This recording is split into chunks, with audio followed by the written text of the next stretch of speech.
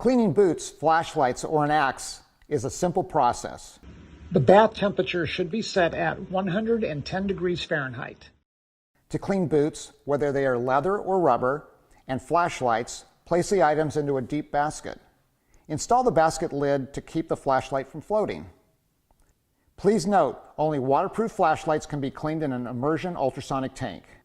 Place the basket into the tank. Operate the ultrasound for approximately 10 minutes. To clean an axe, put the axe on top of the shallow basket right below the handles and put into the cleaning tank. Operate the ultrasound for approximately 5 minutes. Remove these items from the tank and inspect.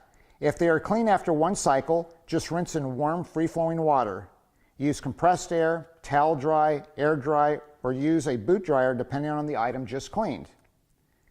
If after this first cycle the item you are cleaning is not cleaned to your satisfaction, just put it back into the ultrasonic tank and operate another cycle. Ultrasound will not harm these items. That's it. Now you're ready to go.